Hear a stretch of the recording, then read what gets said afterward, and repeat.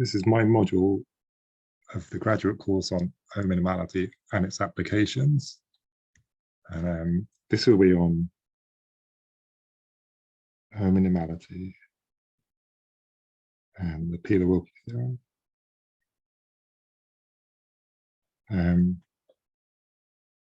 So I went through this in my talk on Friday, but I'll say quickly, the plan is so I'll start from the beginning. So we'll just start with O-minimality, and we'll cover monotheistic, cell decomposition, dimension theory, and so on. Well, I won't prove everything, but I'll prove some things. And then we'll prove the Pila-Wilkie theorem.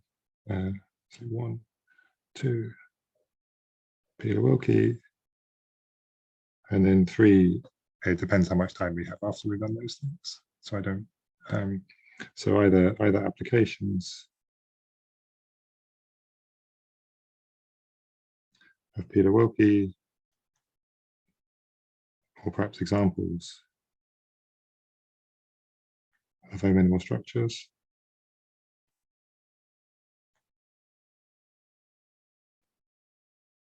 Or perhaps both. I don't know. So yeah, if you already know O-minimality, the first bit might be quite boring for you. So if anyone wants to skip the first bit, and they can always email me and ask me when I'm going to get to part 2. Or maybe part 2 is also boring for you. Then you can email me and ask me when I'm going to get to part 3. Anyway, okay, so what's the setting? So we'll have m less than r. So I'm also going to assume people know what the word definable means. And then later, sometimes I'll actually assume some model theory too. Okay, so m less than is a dense linear order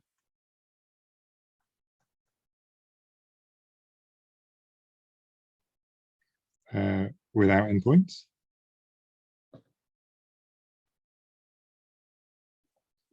And that's going to be fixed for a while. Okay, and then a definition.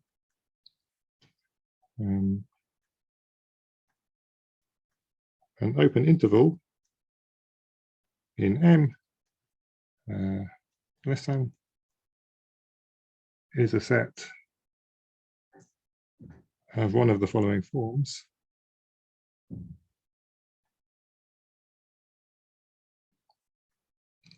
So 1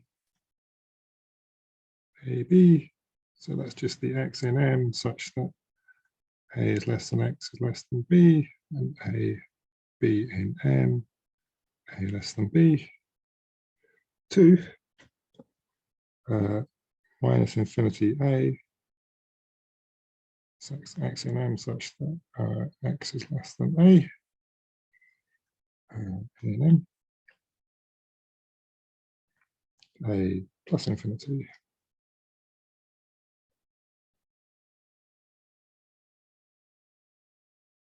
So I'm using the same notation that we would normally use for real intervals, but these aren't real intervals. These are intervals in our dense linear order M. And we can also define closed intervals and so on. And intervals of the form 1 are bounded.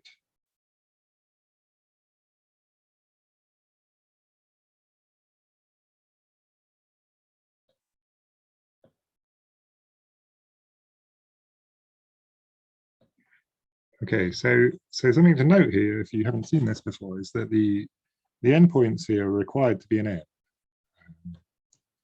So note that we require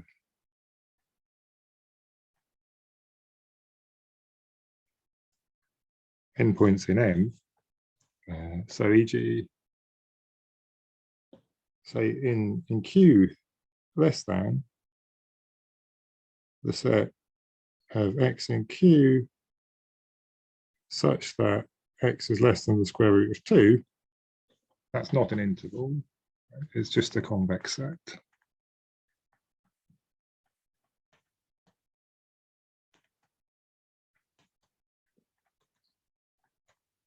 Okay, so then we give M the order topology.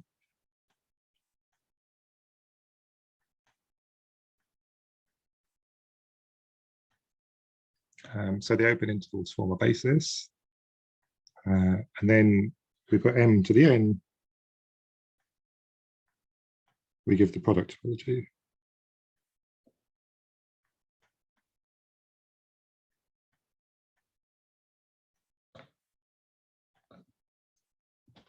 Okay, and then the definition.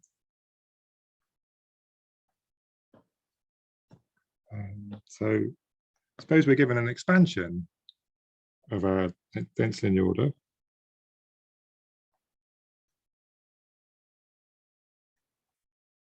Oops, sorry.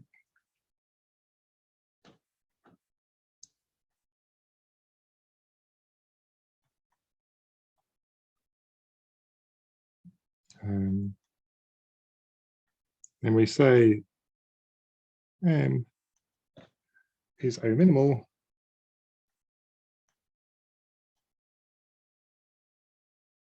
if every subset of M that we can define in our curly M using parameters is a finite union of points and intervals, points and open intervals. Okay, so if every M definable with parameters subset of M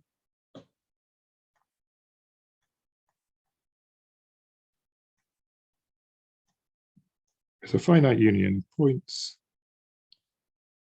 and open intervals.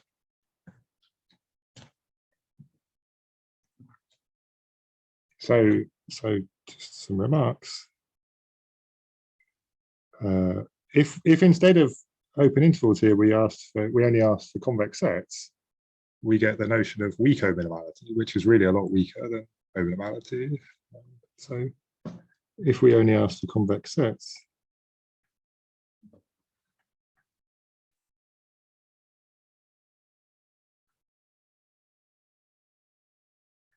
in place of open intervals,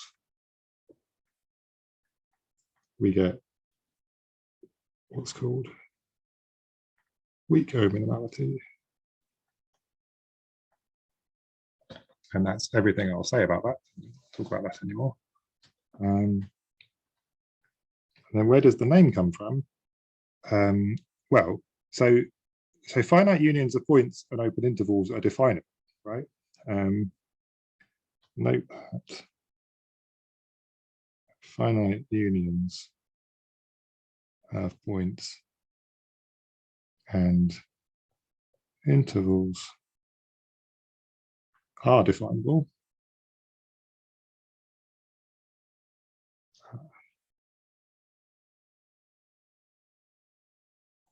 Because we have the ordering in our language. So what O-minimality is saying is that only the stuff that has to be definable because of the ordering is definable.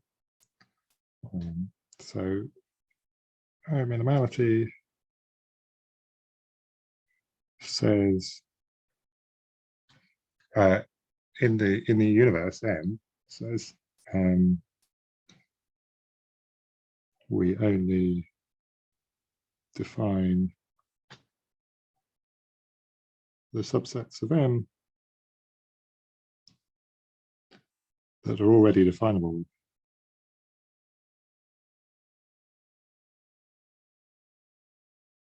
in M less than.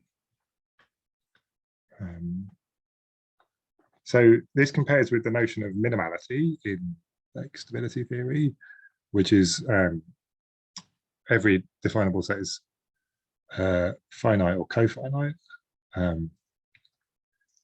And that's because if you just have it, well, like in any structure, you have equality in the language. So you always get the finite and cofinite sets with parameters. So the name O-minimality comes from order minimality because it's like minimality, but you have the ordering.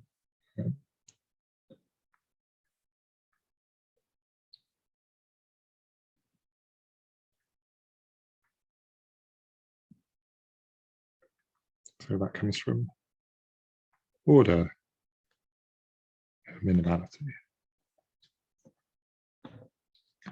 Perhaps that's a good point to say. So the definition is due to, so I think it's due to Pillay and Steinhorn.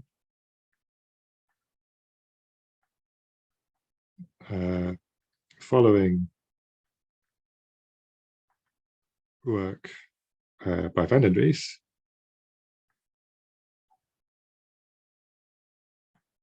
So Van den Dries, I think this is right. Van den Dries defined this in the reals with an extra assumption. And then Pillay and Steinhorn gave the general definition and showed that the extra assumption, or later showed that the extra assumption is superfluous. And so this is perhaps another thing to mention here. So references for what I'm going to say today are Lau's book, which is called Tame Topology and O-minimal structures.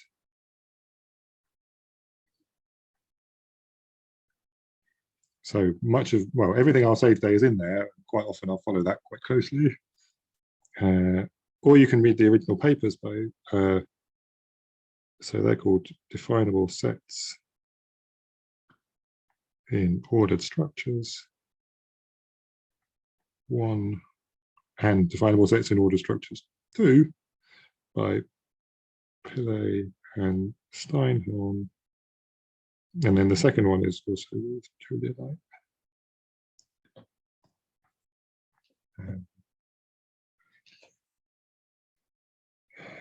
Okay, so I guess if you have a definition, you should have examples, but the examples are really like, then there's normally hard to show something as O-minimal. So I'll just state 2. So R bar, which is for me is the real ordered field, that's O-minimal, is O-minimal, and so is Rx. So I take the real field, I add the exponential function on the real line, that stays O-minimal. So the first one there is Tarski, and the second one is Wilkie.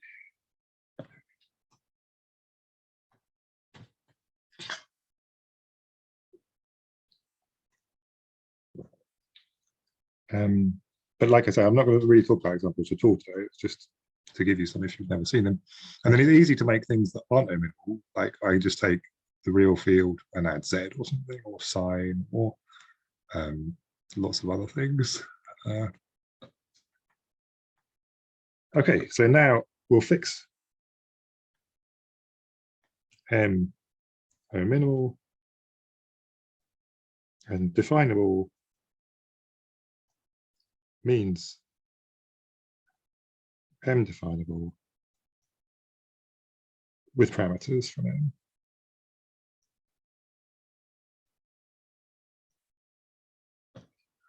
And then sometimes I'll be more precise about parameters, and then I'll say what I mean.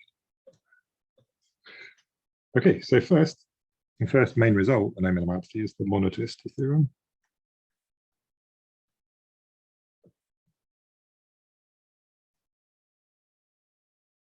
Which is due to Pillay and Steinhorn.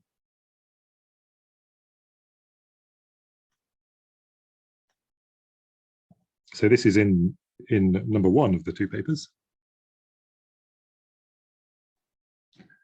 Okay, so this says, suppose that I have a definable function on an open interval in M.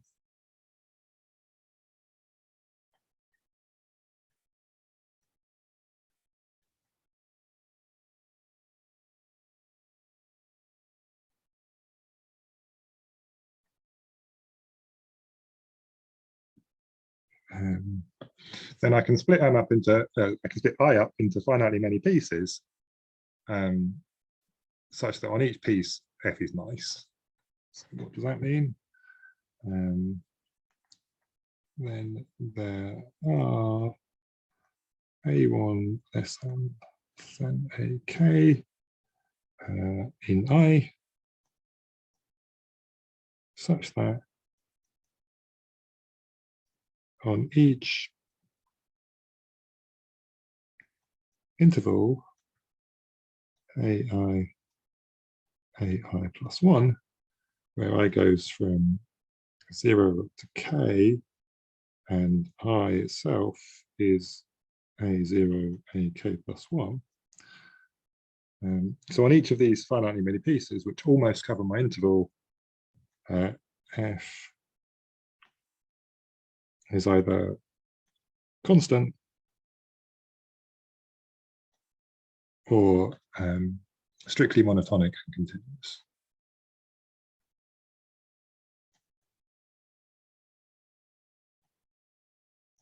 Continuous and strictly monotonic. Piecewise definable functions are very nice of one variable. And then moreover, if F is defined over some set of parameters, big A, then so are the A1 up to AK. And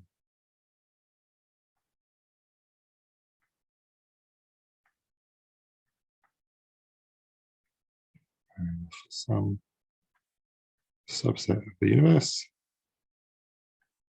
then the points A1 up to AK are also definable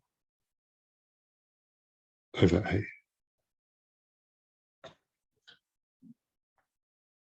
Okay, so I'm going to sketch some bits of the proof of this. And the whole proof relies on this observation, which is immediate from the definition of O-minimality, but it's very, very useful. So observation.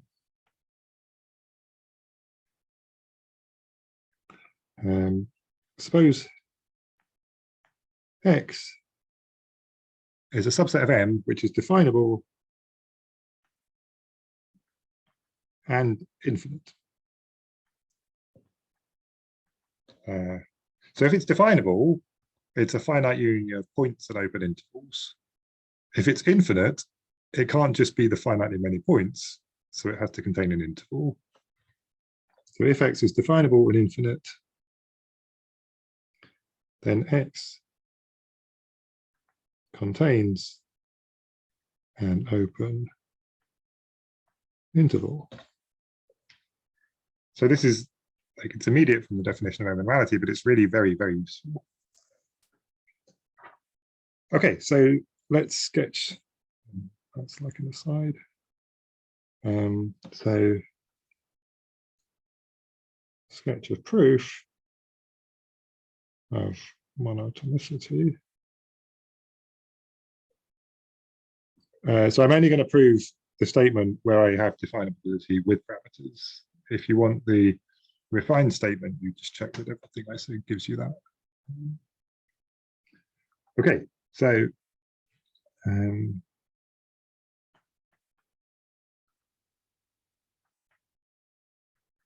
so suppose F is as in the statement, then there are three lemmas we prove, and then we prove three lemmas, or we don't, we need three lemmas.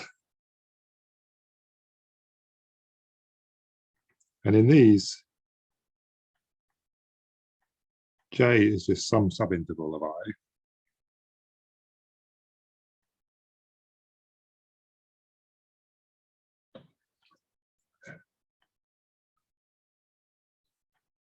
Okay, so first lemma,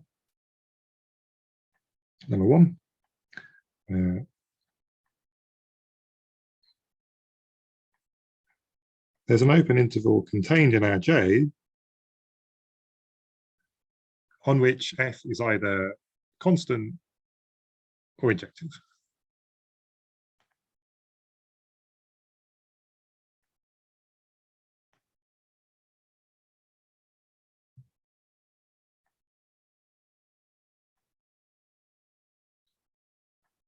Okay, lemma 2. If f is injective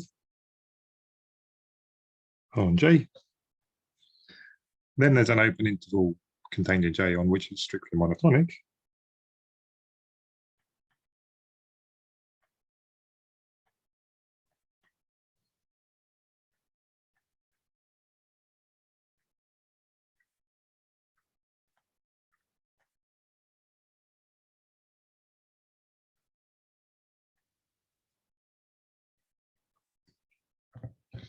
And then the next one says, if it's strictly monotonic on J, then there's an open interval in J on which it's continuous.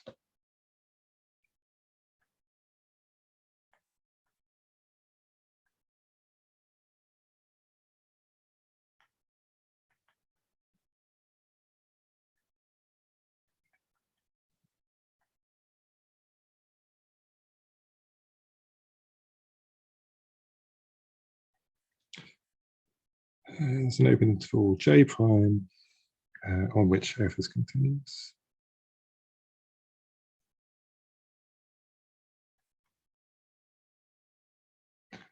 Okay, so I'll prove at least lemma 1. I'm not going to, lemma 2 is the longest. I won't prove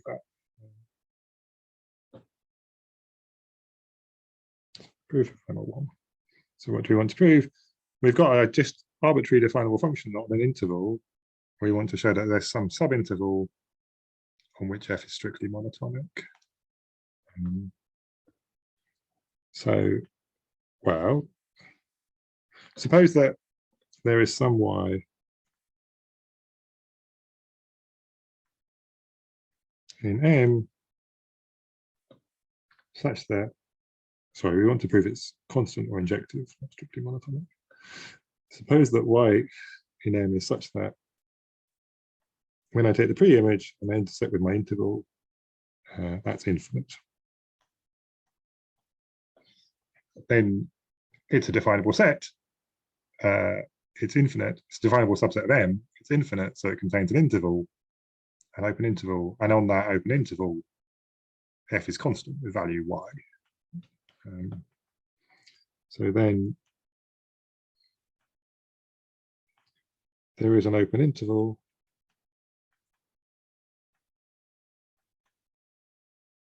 on which f is constant.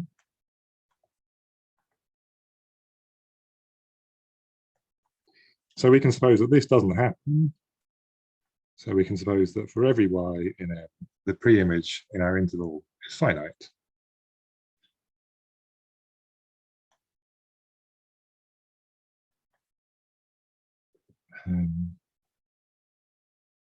So if y is in M,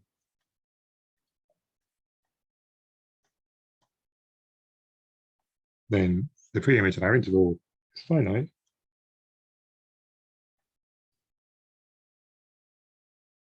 So then the image of our interval under f is infinite.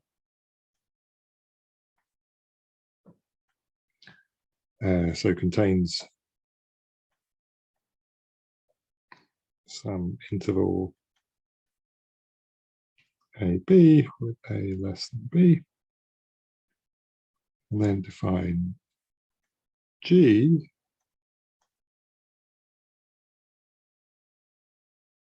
by sending goes to J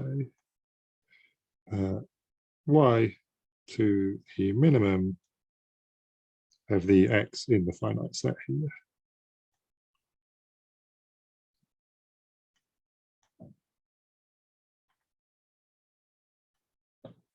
So for y in our interval, this set's on empty, but it's finite, so we can take the minimum. So G is injective. So its image is an interval, contains an interval.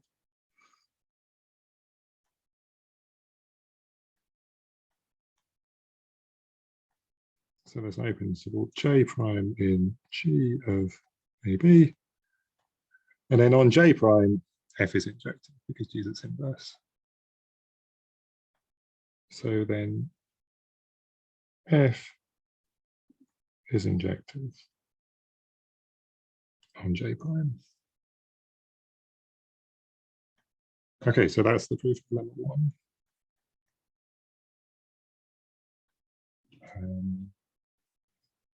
So I'll skip the proof of lemma 1, lemma 2 and lemma 3, and I'll just do the proof of monotonicity from the lemmas.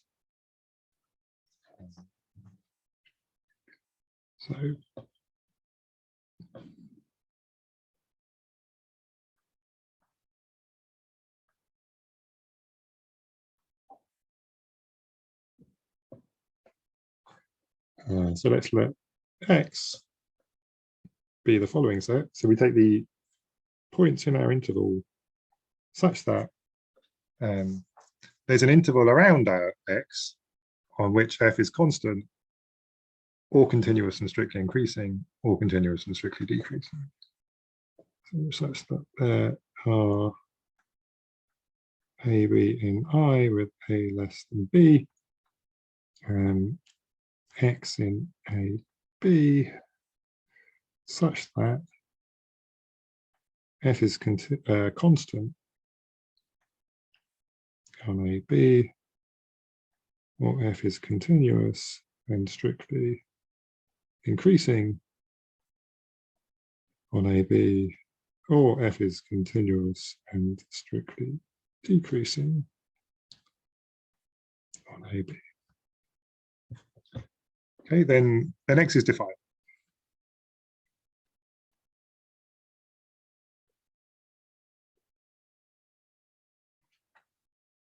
Now, if it's definable, says it's complement.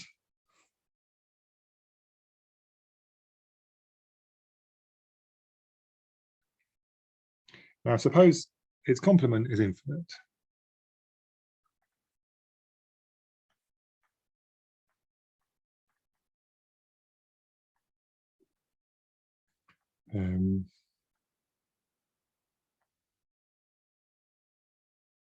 Well, then I apply lemma 1, and then lemma 2, and then lemma 3, and then I get a contradiction. So successively applying the lemmas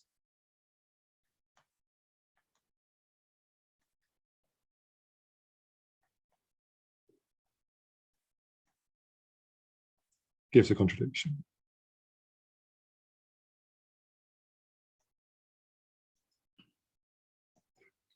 So I minus X isn't infinite, so it's finite.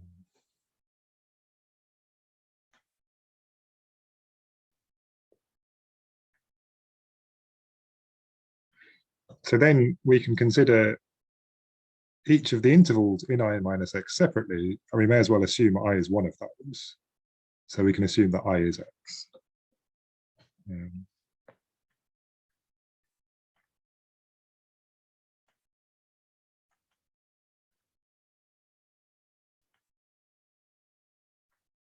And then we can partition again to assume that one of these, exactly one of these happens on our whole I. So partitioning again,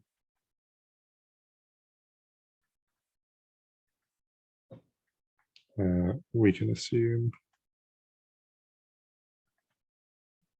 1 for all X in I,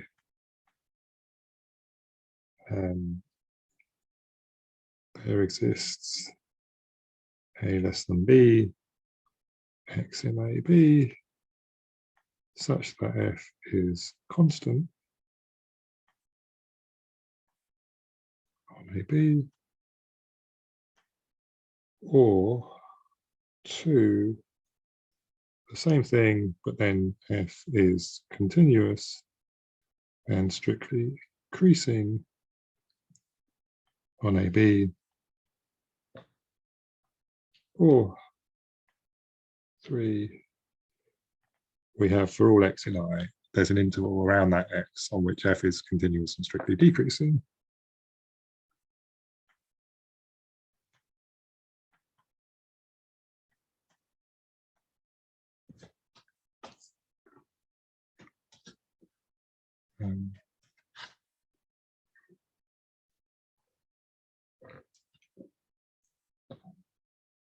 So let's do just one. We'll do one. So we suppose 1 holds on our interval. So then fix a point and say f is c at that point. Now, consider the set of x in I such that for all y in x0 up to x, f of y is c. So that's a definable set. And now I can assume it's bounded because I can assume my interval bounded. And then it has a supremum in M. So because a bounded definable set will have a supremum. Oh, if it's not bounded, I just take the infinity. Yes. Okay, so we can take the supremum of that, and that will be an element of M union infinity. Let's call that D. And then, well, if D is in our interval, we get a contradiction because there's a neighborhood of D on which F is constant. And then to the left of D, it must have value C. So it must have value C at D, and then D is not the supremum. It must have value C to the right of D, sorry, so D is not the supremum. So if D is in I, by 1, F is constant around D, hence has value C.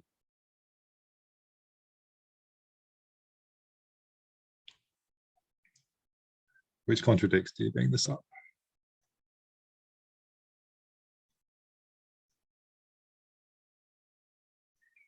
So D is not in I, so it must be the right endpoint of I. So f of x is C. So f is C on the interval from the x0 to the end of I. And then similarly, it's C on the other half. You just do the same argument. Well, I guess.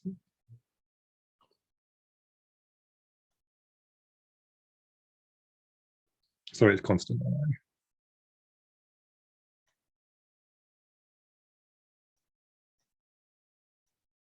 And then the case that it's continuous and strictly increasing is not very different. So I won't do that one. Or 3. Okay, so that's the proof of monotonicity, or like a sketch of the proof of monotonicity.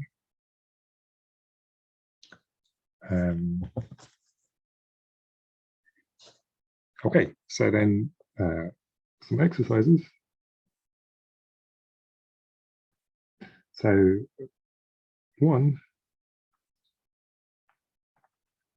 if I have a function, it's definable, and I have a point in its domain, then the left and right limits as I go to that point of f exist in M with plus or minus infinity. Lim f of x tends to a from below, and lim f of x tends to a from above exist in M together with plus or minus infinity, and similarly at the endpoints of I. So at the right endpoint, you have the limit from below and so on.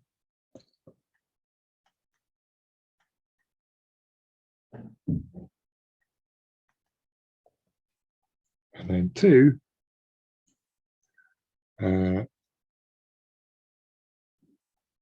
if f is continuous on a closed bounded interval,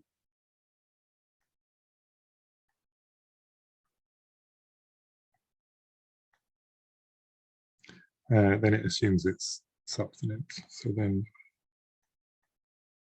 f takes a min and a max in AB. So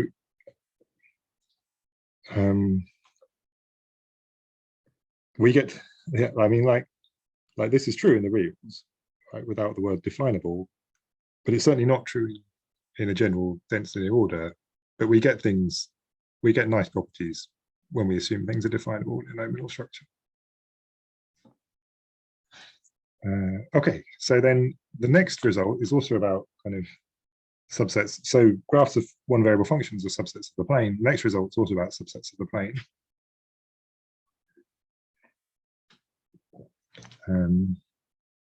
So it's finiteness.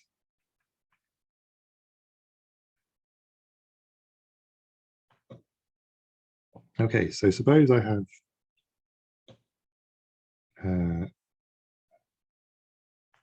a definable subset of the plane with the property that each fiber is finite.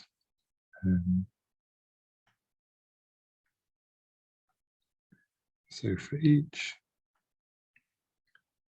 x in M, the fiber AX is finite.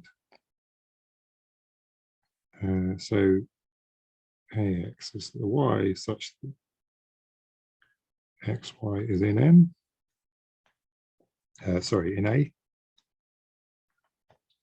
Then there's a uniform bound on the cardinality of the fibers. So, and there is a natural number.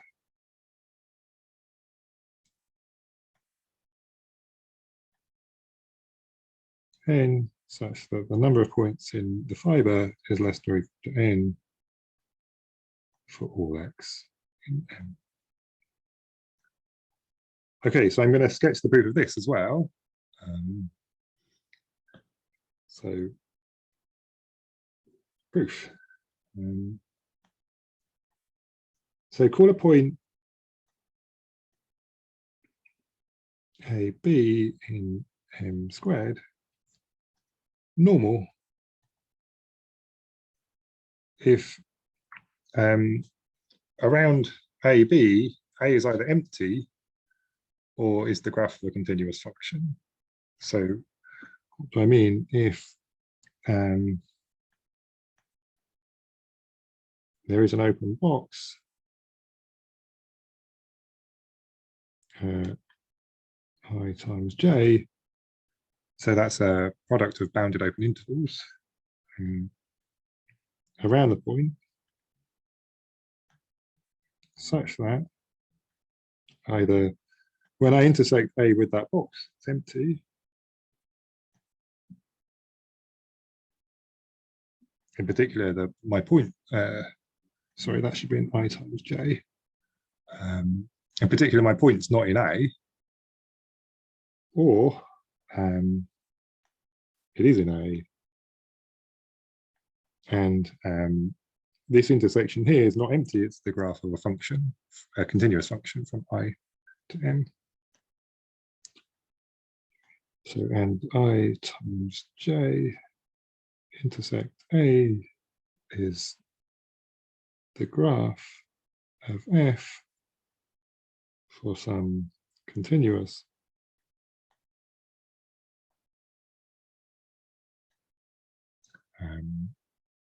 and it will automatically be definable then F, because this is its definition here. So let's try and draw a picture. So here's my set A. So like this point here, that's normal because it's disjoint in a neighborhood. This point's normal. If I take a singleton, like this point here, that's not normal. And then I might have something, imagine this function is defined on an open interval up to the end point there, but the end point isn't normal because in a box, it looks like this. So it's not defined on an interval, on the whole interval rather, the box. And then call A plus infinity normal if there's an open interval I with A and I and a B in M such that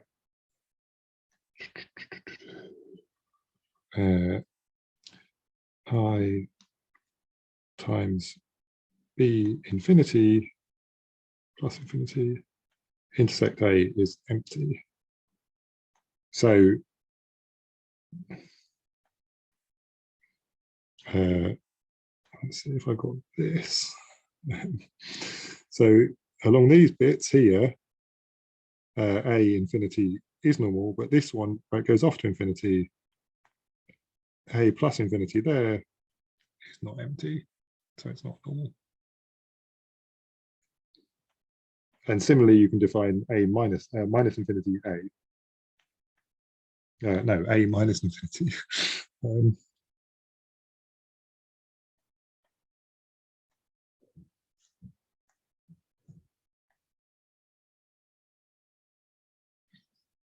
Okay, and then the set of points in the plane that are normal is definable.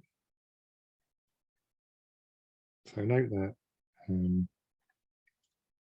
AB in M squared such that AB is normal is a definable set. And similarly for the setting of A and M such that A plus infinity is normal is definable.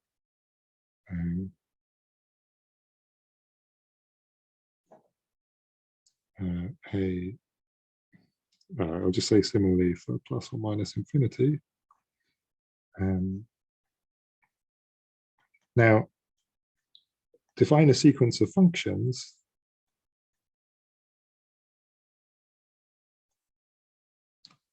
as follows. So the domain of Fn is the points where, so our fiber is finite, and this is the points where it has cardinality at least 10.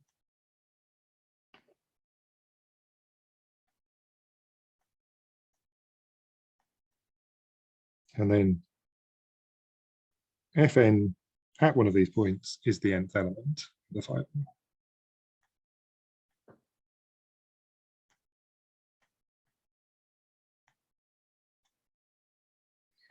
Okay, so each of these functions is definable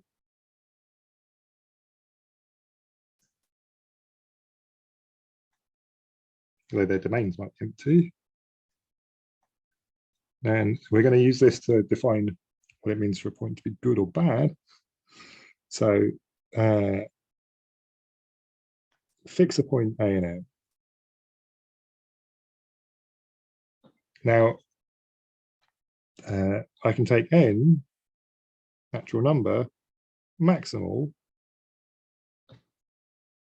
such that the functions f1 up to fn are defined in a neighborhood of A and continuous on that neighborhood.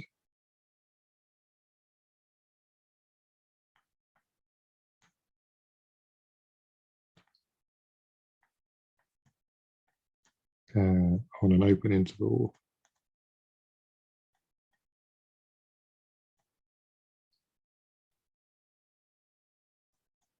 around A. So this n here depends on A, right? So then I call a point A good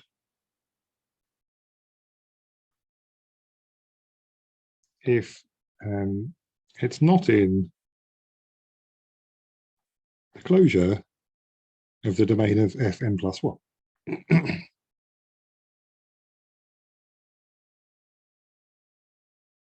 And bad if it is.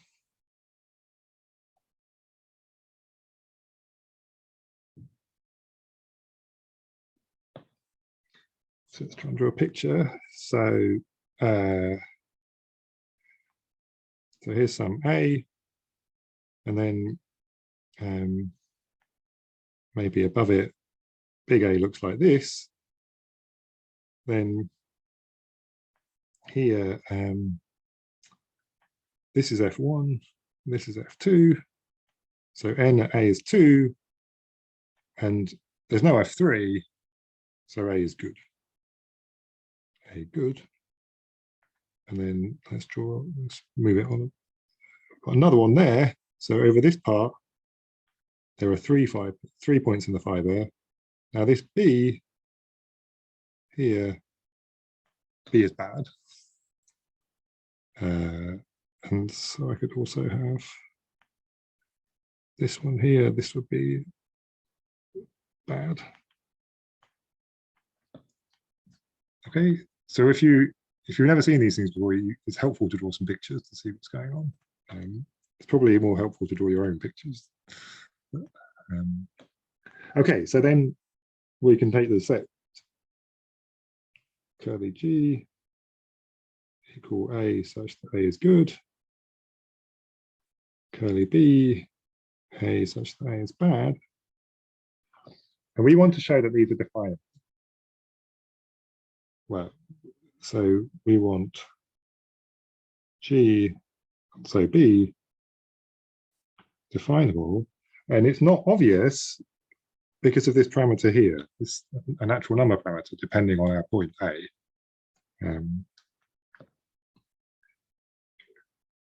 So what do we do? Well, show that if I have a bad point, then there is a least B in M together with plus minus infinity such that AB is not normal. So how do you do that? So for a bad point, put lambda A minus to be the limit of Fn plus 1 of A, where x goes to A from below, if that makes sense. So if Fn plus 1 is defined on TA for some t, and then put this to be plus infinity otherwise. So this n here is the n given by A. So whenever I have a point, I have such an n. I take lambda A0 to be the value of Fn plus 1 at A, if it's defined there.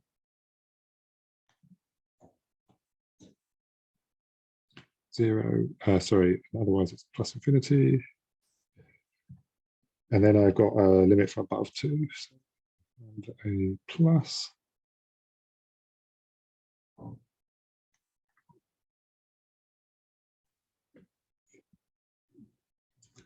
If Fn plus 1 is defined on AT, some t, and plus infinity otherwise, and then take beta of A to be the minimum of these things.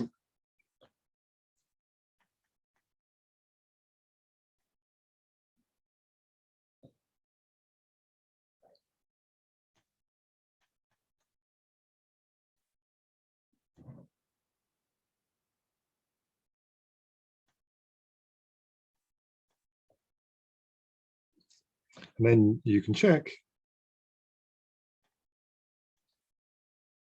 that this is indeed what we wanted. It's the minimum B in M plus or minus infinity, at which AB is not normal.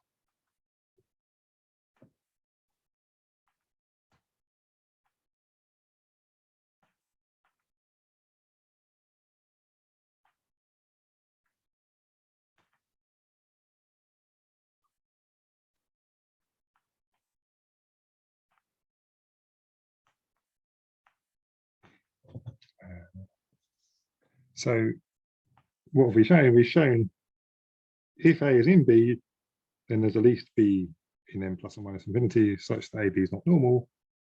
If A is in G, then AB is normal for all B.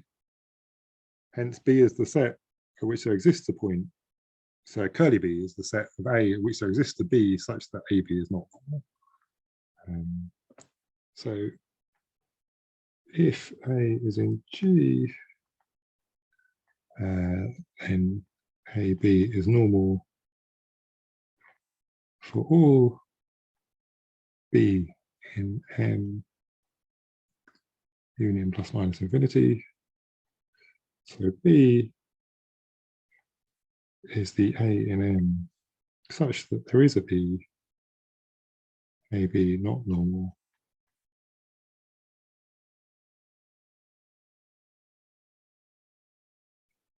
And this is a definition, so it's definable.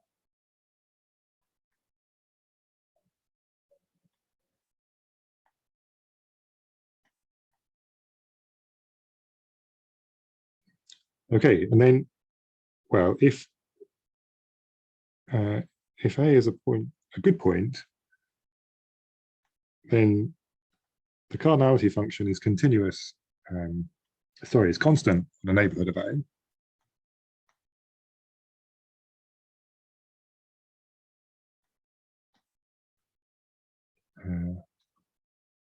On an open interval around A.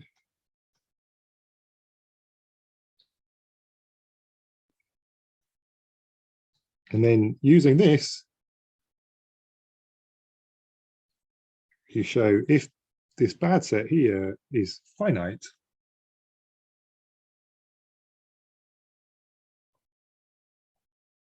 then we're done.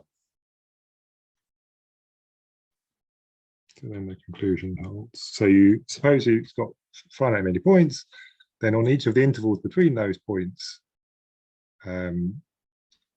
the cardinality function is constant, and then you just take the maximum of those. So then if B is not finite, we have to get a contradiction. So suppose B is infinite.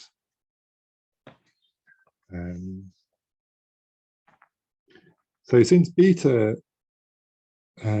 is the least B in M such that AB is not normal, beta is a definable function of B. Note that beta from B to M is definable. And then the idea roughly is that it's, well, B is infinite, so it must contain an interval. And what you'd like to say is that then you can refine that interval using monotheisticity so that beta is continuous. And then that's going to contradict normality or badness. But you have to introduce these other sets first. So define B plus to be the A B such that there is a Y with Y bigger than beta of A such that A Y is in A. B minus is the other way around.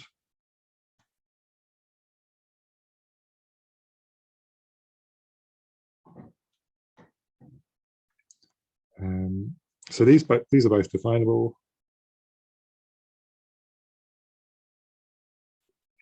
And then B itself is infinite.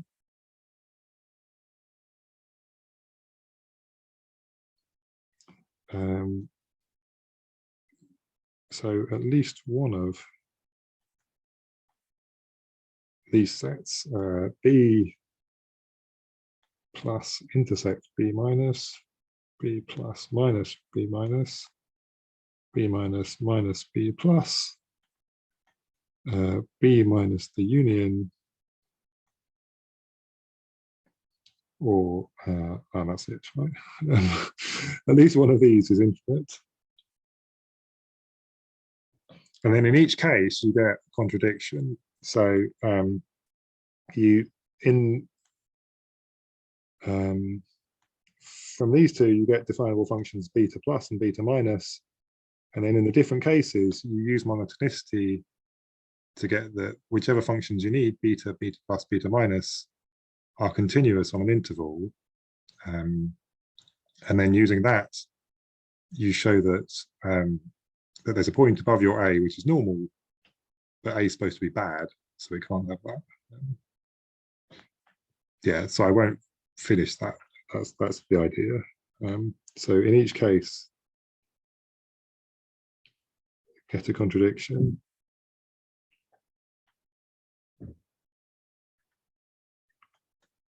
Using monotheistic theorem.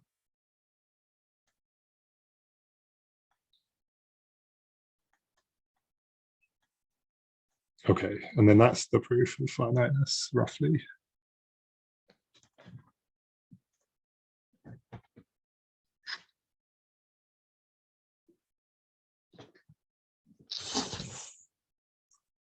Okay, so that's kind of the one variable theory, or the theory in the plane. Now we're going to talk about the general theory of definable sets. So we're going to do cell decomposition. So yes, I haven't numbered anything, but this is like section 2.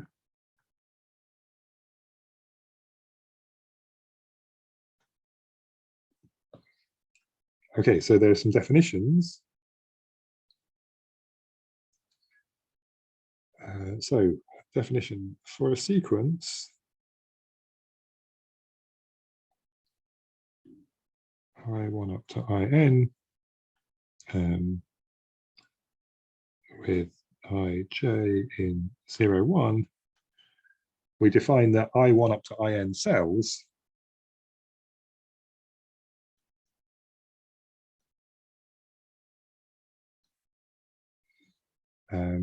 in M to the N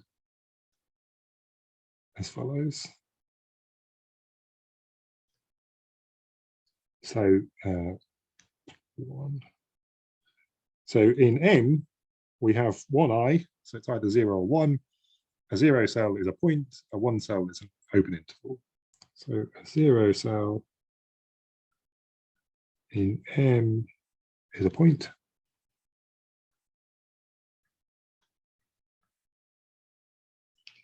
And a 1 cell in M is an open interval.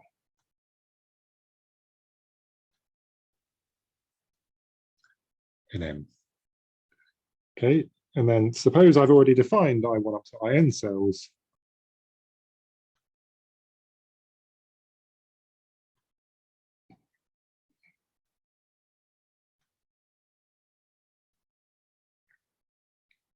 And then I0 IN 0 cell is a definable set of the form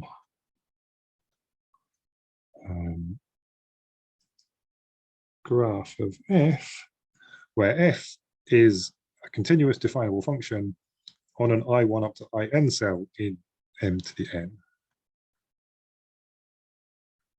where f from C to M is a continuous definable function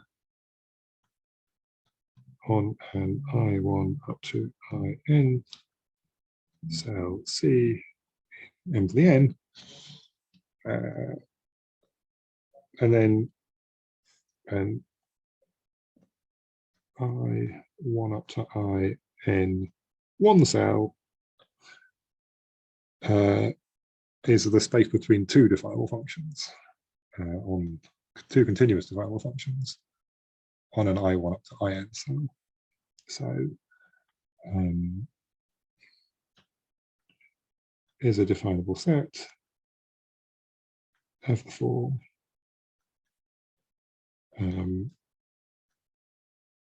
FGC, so that's the x, y in C times M, such that f of x is less than y less than g of x, where f, g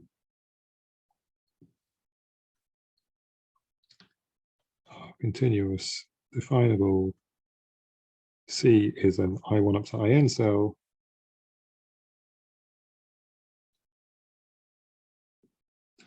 or f could be minus infinity, or g could be plus infinity, identically.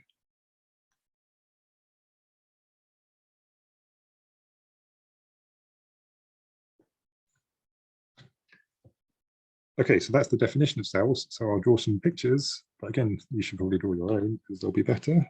Let's see. So I'm going to draw pictures in 3 space. So I'll start with 2 space. So we could have something like this. So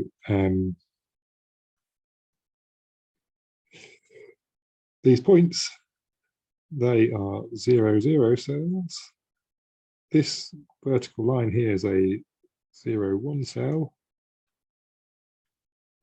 The graph at the bottom, that's a 1, 0 cell.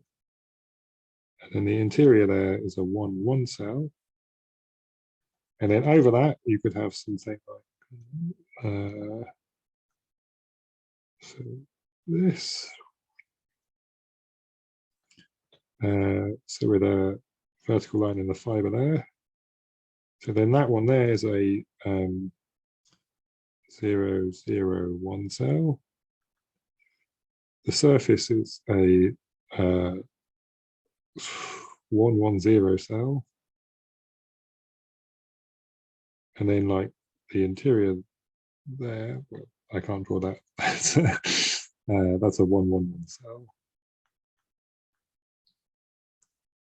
Okay, but if you haven't, yeah, I mean, if you haven't seen it, this picture's probably not much use, but you should draw your own pictures to see what's going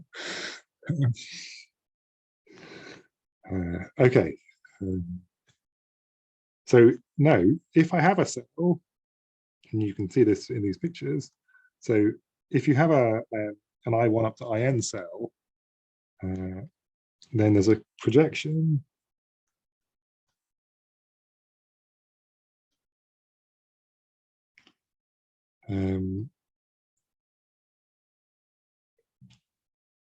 a coordinate projection from m to the n to n to the k, where k is the sum of the i's,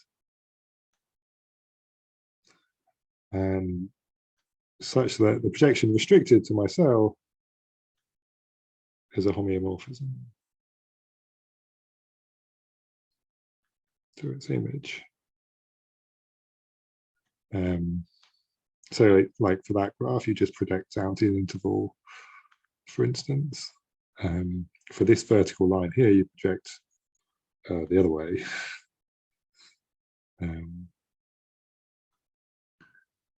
So each cell comes equipped with like a canonical coordinate projection. Okay. So then another definition, still going. A cell decomposition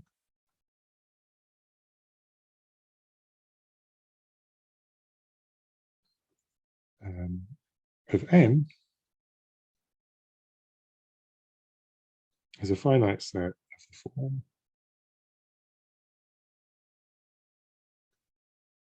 so it's finitely many intervals together with the singletons of their endpoints.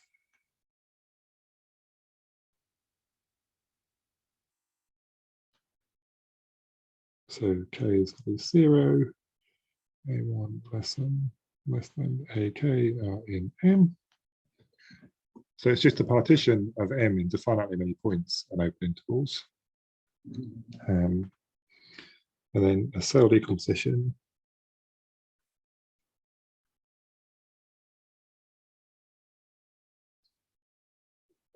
of M to the M plus 1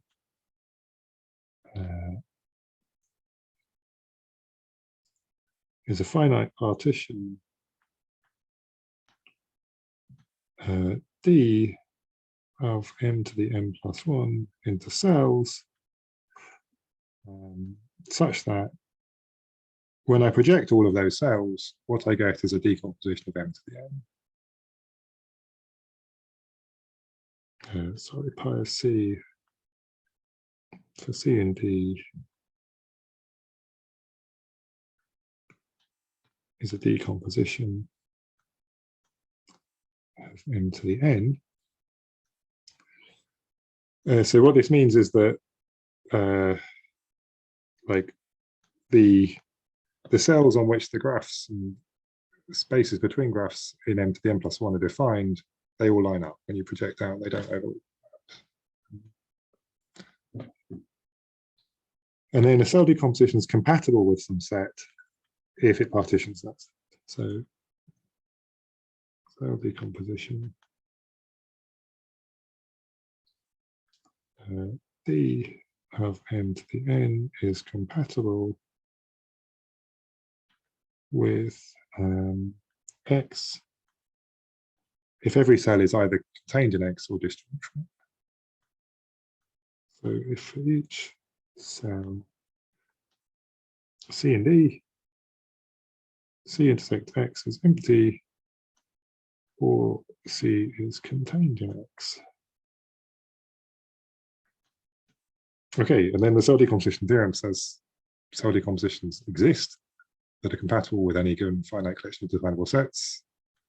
And if you have a definable function, you can define a cell decomposition such that on each cell contained in the domain of the function is continuous. So here's the proper statement.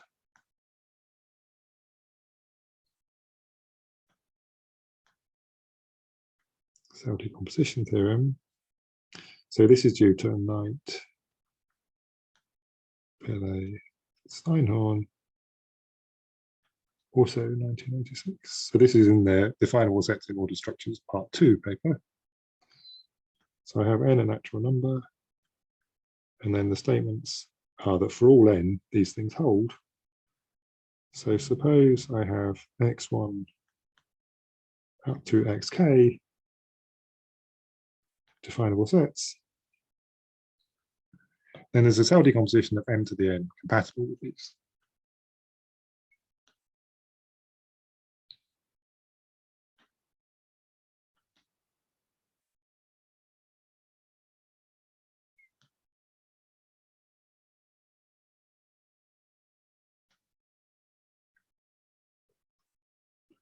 And then 2n, if I have a definable function,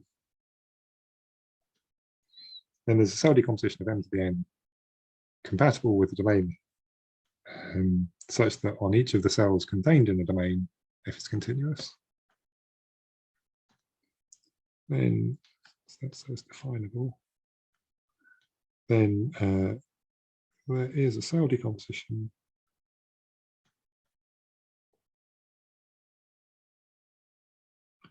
d of m to the n compatible with xi, sorry, with x, such that f restricted to c is continuous for each c in D. Okay, and then there's, just like there was in the monotonicity, there's a moreover bit where if the things you have are defined over some set of parameters, then you can take the cells to be defined over the same set of parameters.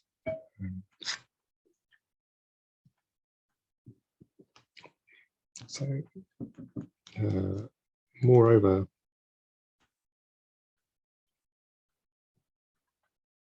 if x1 up to xn or f are definable over A, then we can take the cells in D to be definable over A. And again, okay, so I mean, I won't prove that bit. And in fact, I'm not going to really prove cell decomposition. I'm going to prove it assuming two things.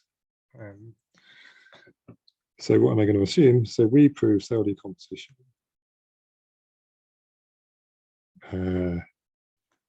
assuming that m is the real numbers, and assuming the following, and assuming what's called uniform finiteness.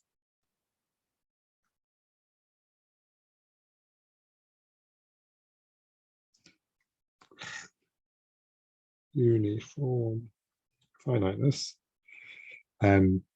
which is a generalization of the finiteness theory we had to lots of parameters in higher dimensions. So what does it say? It says, suppose x is in r to the n plus 1, and all the fibers over points in r to the n are finite, then they're uniformly finite. So suppose that is definable with xx finite for each x in r to the n.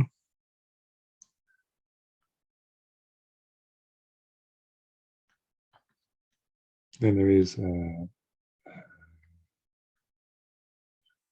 in n such that the number of points in the fiber is less than or equal to n for all x in r to the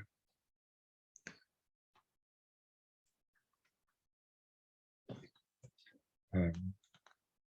So cell decomposition implies this statement.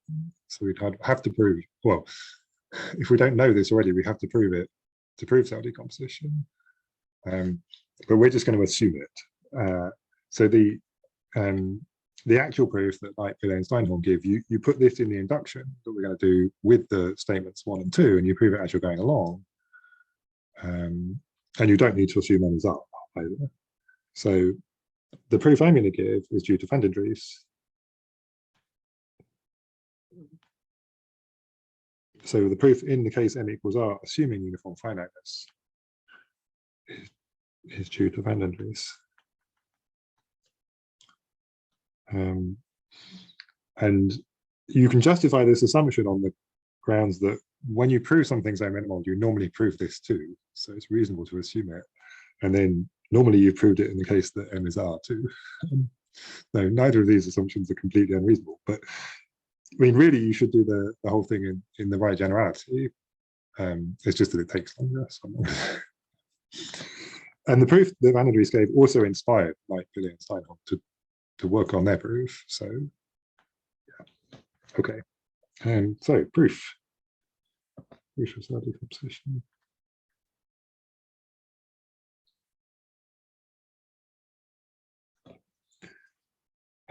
Okay, so we do it by induction on this parameter n here. So if n is 1, then you can get 1, 1 from O-minimality from definition, and you can get 2, 1 from monotonicity. So by induction on n,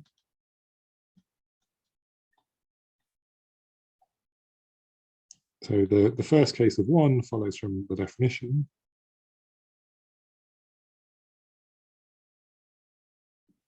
And then the first case of 2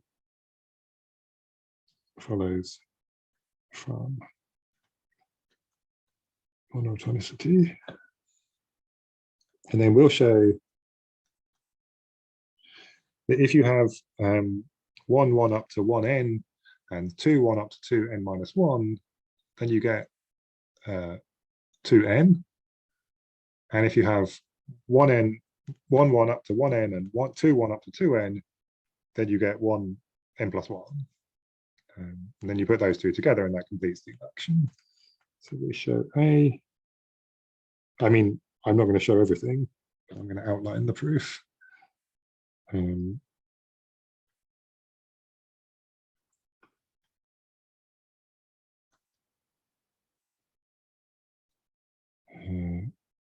This lot implies 2n and B 1, 1 up to 1n, 2, 1 up to 2n implies 1n plus 1. So first we'll do A. So we have So we want to prove 2n. So what's that? Has it gone? Here it is. So we have a definable function, and we want a cell decomposition compatible with that, with the domain, such that when I restrict to any of the cells in the domain, I get continuity. So suppose f is definable. So I'm assuming 1n. So I can apply 1n to x to get a cell decomposition of x, and then work with each cell separately. So I can assume x is a cell.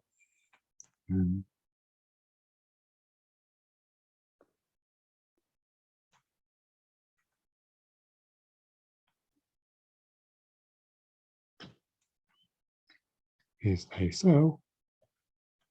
And then if that cell is not open, I've got this projection to some smaller number of variables. And I can use that and one of the twos that I know, one of my inductive assumptions, to recover the result. So I won't do that. But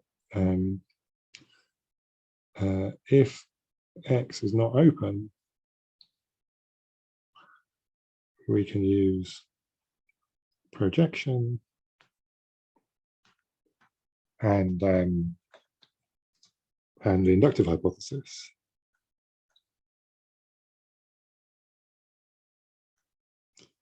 to conclude. So the main case to do is when x is open. So we suppose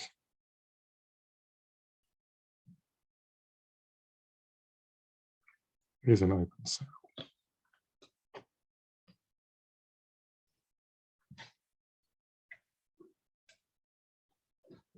Okay, then we can look at the points in that cell at which f is continuous.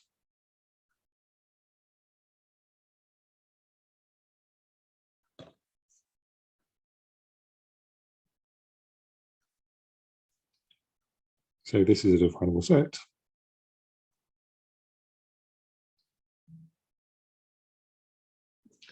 What we'll show is that x prime is dense in x. So suppose we know that.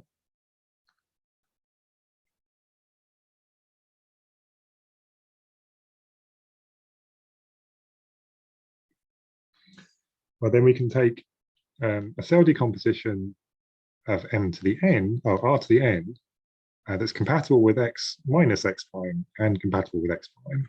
So that's using our inductive assumption 1n. So applying 1n, we get a cell decomposition d of r to the n compatible with x minus x prime and with x prime. Now, if I take an open cell in that decomposition and it's contained in x, then by density it must meet x prime. So since it's compatible with x prime, it must be contained in x prime. So if C in D is an open cell, and it's contained in X, what we want is that F is continuous on C, and we get that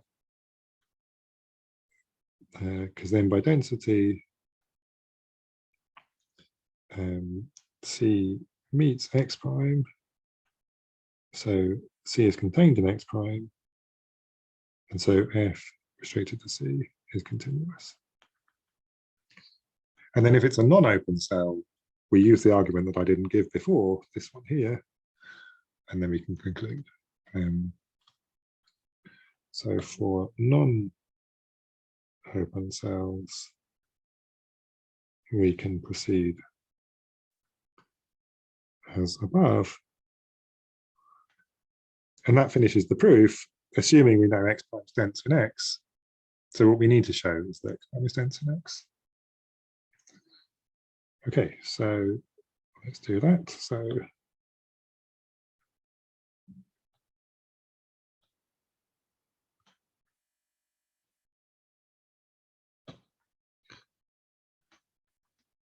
okay, so well, suppose B is an open box contained in X. Then we'll show that there's a point in B at which F is continuous.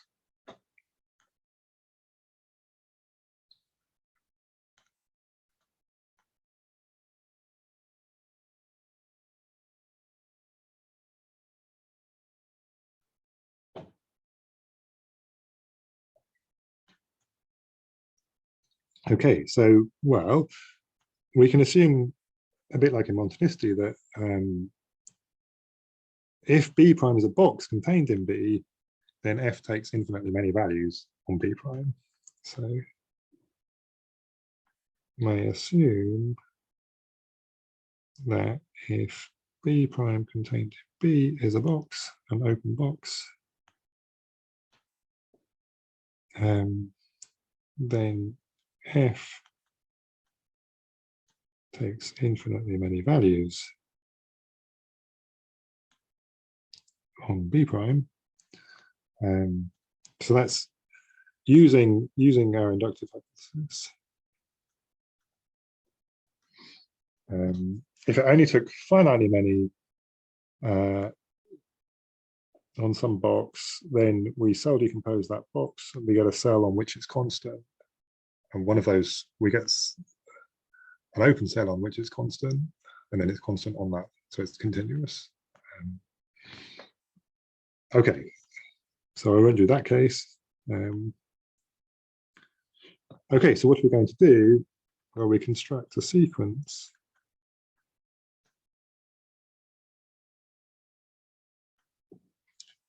Bn boxes, open boxes,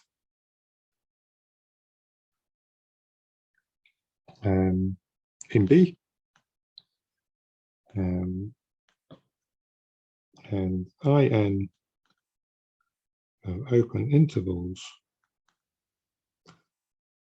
with the length of In less than 1 over n, the closure of Bn plus 1 contained in B, n, and f of Bn. So f sends Bn into the interval In. Okay, once we've done that, then by compactness, the intersection of all of these boxes is non-empty. And at a point in the intersection, f must be continuous.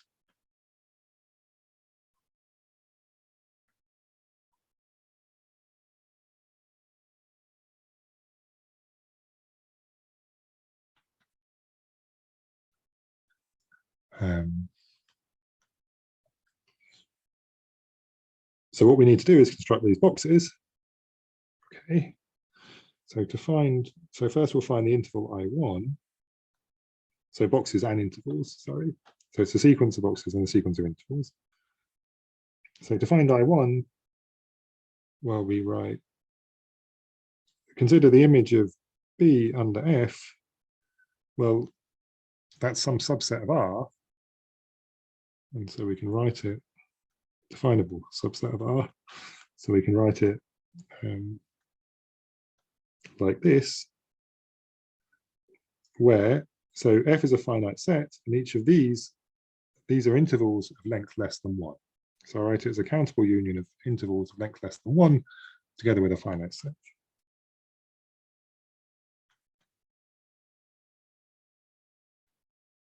Open intervals.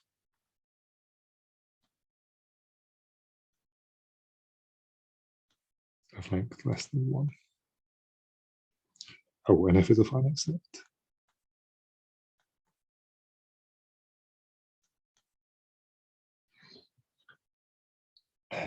Okay, so then B is the union of the pre-images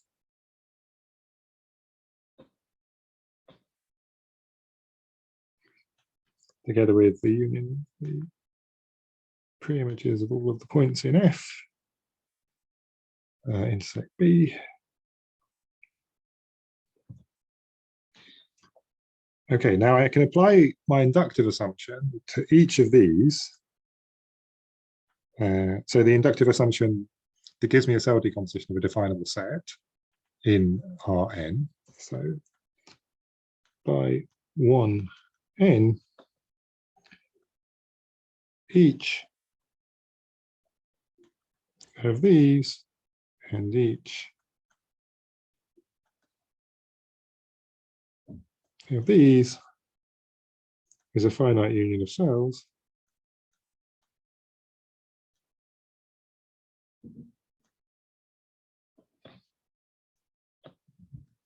so B is a countable union of cells where each of those cells is contained in at least one of these sets.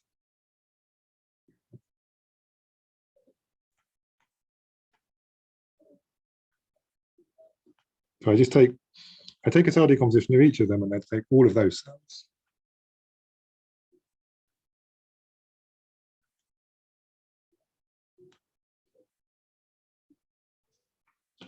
And each contained in one of these sets, like at least one of these sets. I mean, they might not be, yeah, it's just at least one of them. So like these ones, that's what I mean. So by the bare category theorem, B is open, so one of these cells must be open.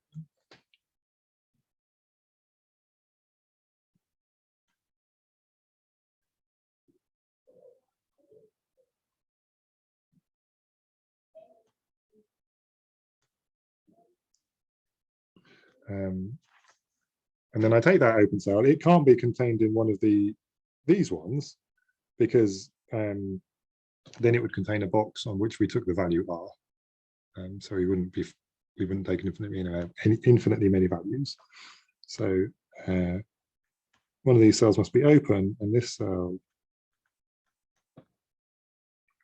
must be contained in F inverse of JP sec B for some P. So then I take my interval I1 to be this JP, and I take B B1 to be an open box contained in here.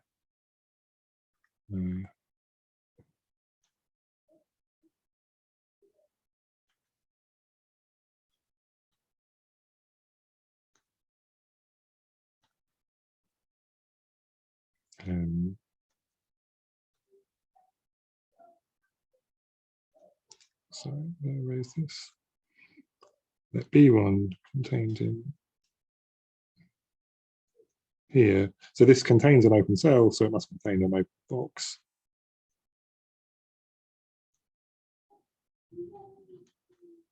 With closure contained in B. So F maps B1 into I1. Okay, so that's the construction in one case, and then once you've constructed I1 up to IN and B1 up to Bn, you just do this construction again.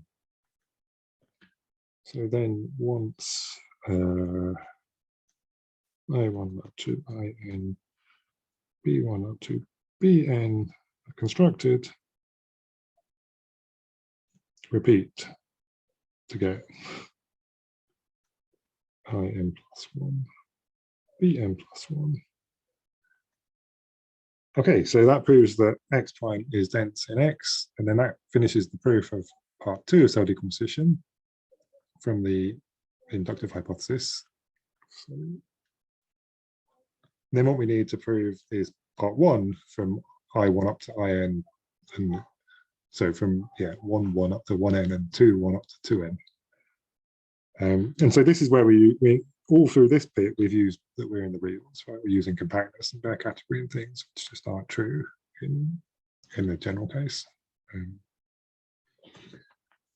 Okay, so now assume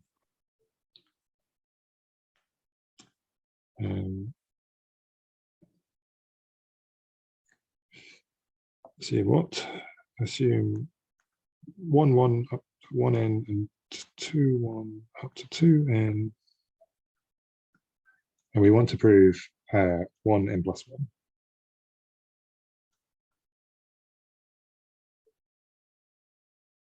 1n plus 1. Okay, so first, proposition. So suppose I have two cell decompositions.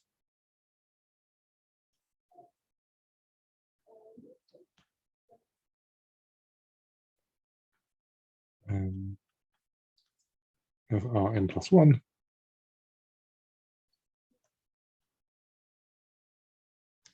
Then they have a common refinement, right? So then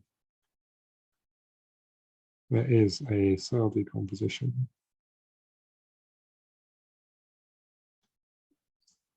D of R to the n plus 1, such that D is compatible with all of the cells in D1 and all of the cells in D2.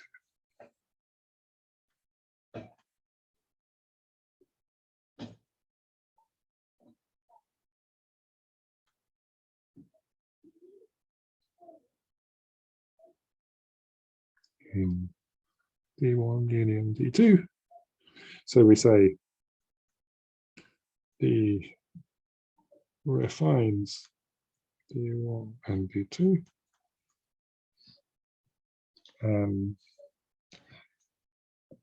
Okay, so I won't prove that. So that's an exercise. You need to use the inductive assumptions. Okay, and then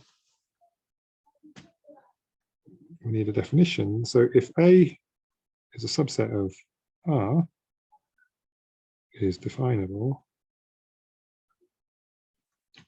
we define its type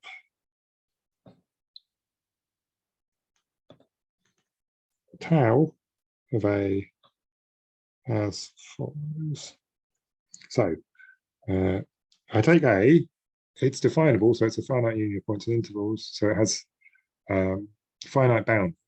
So let's let A1 less than AK be the points in the boundary of A. And what the type is going to do is record with the value of -1 or 1 whether the intervals between the A's are in my set A, and whether that's going to get a 1, and if they're not, then it gets a -1, and whether the points themselves are in there. So it kind of tells you as you go along whether you're in the set A. Okay, so what do I mean? So I'll put A0 to be, actually I want to use an L here. So put A0 to be -infinity, AL plus 1 to be +infinity, and then put tau 2i plus 1 be 1 if the interval from AI to AI plus 1 is contained in A. And if it's not contained in A, then it must be contained in the complement of A. And in that case, they give a value of -1.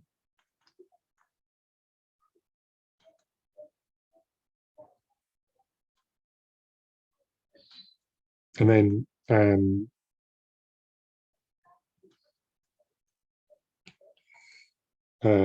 on the even numbers, I consider the points themselves. So I get a 1 if AI is in A, -1 if not.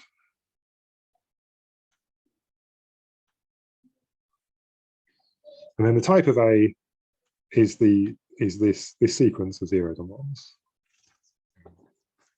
So this is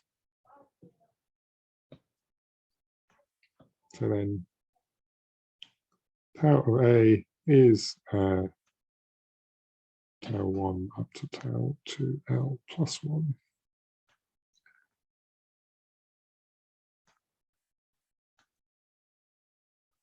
So it's a sequence of 2L plus 1, 0, minus 1s and 1s, sorry, not 0s and 1s.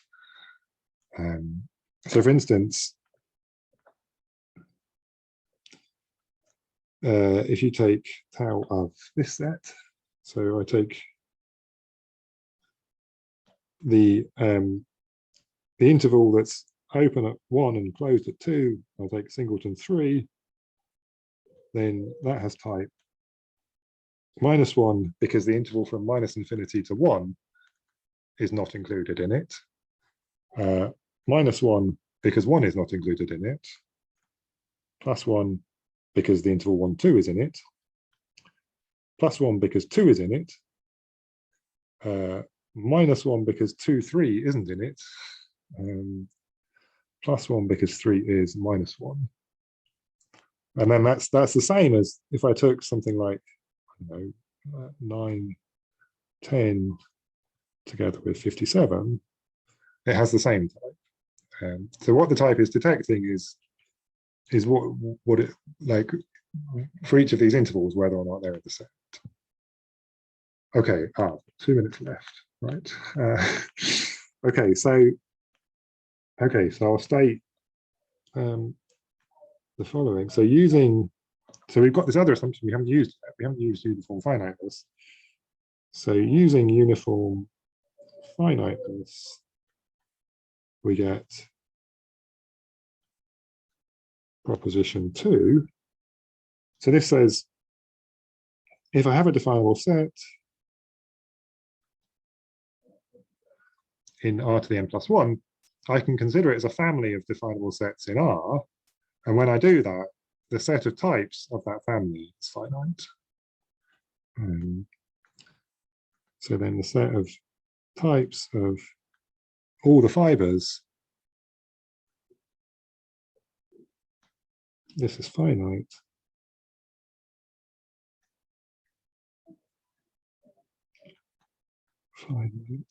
And for each choice of type, the set of points where the fiber has that type is definable.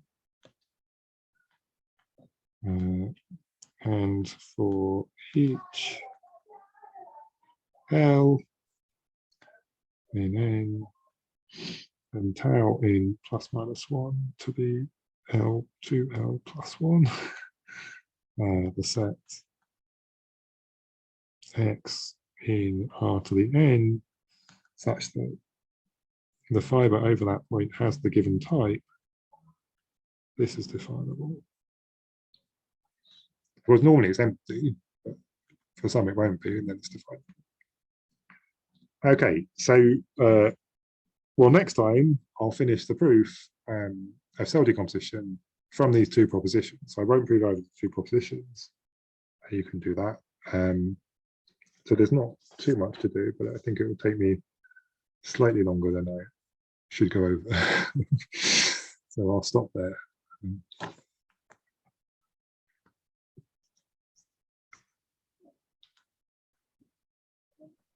Thank you, Gareth. Okay. All right, there's going to be some kind of time for you to ask questions. Yeah, we have 5-10 minutes now, but there will be scheduled question sessions at some different Yeah, I have to reply to an email.